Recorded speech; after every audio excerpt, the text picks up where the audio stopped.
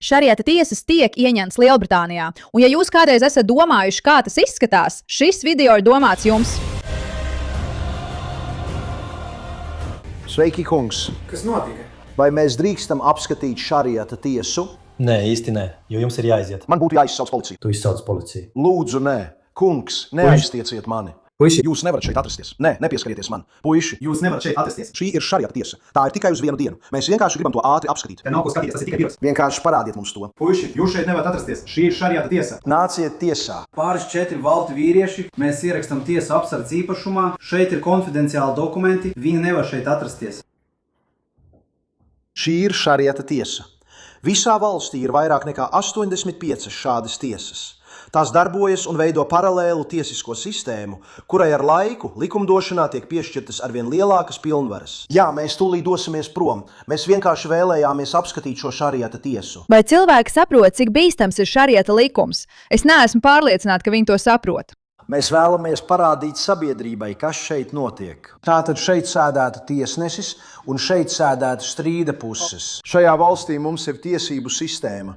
Es nesaprotu, kāpēc jūs to būvējat. Labi, lūdzu, nepieskarieties man. Lūdzu, nepieskarieties man. Labi, mēs aiziesim.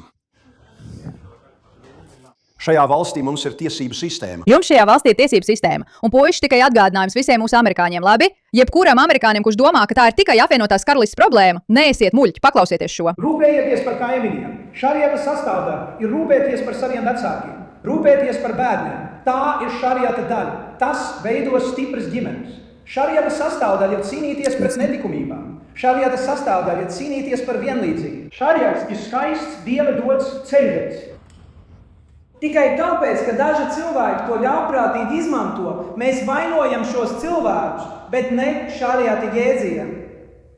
Bet tagad ir jautājums. Daži cilvēki var baidīties, ka šariats ienāk ASV.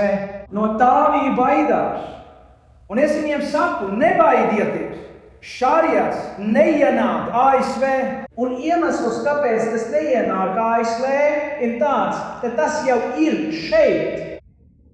Nebēdieties no cilvēkiem, kuri saka, ka šariata likums nāk uz ASV, jo tā nav taisnība. Tas nenāk uz ASV, tas jau ir tur, tas ir Teksasā visiem jums. Brīnišķīgie cilvēki, kuri domā un uzskata, ka tā nav jūsu problēma, tā ir jūsu problēma.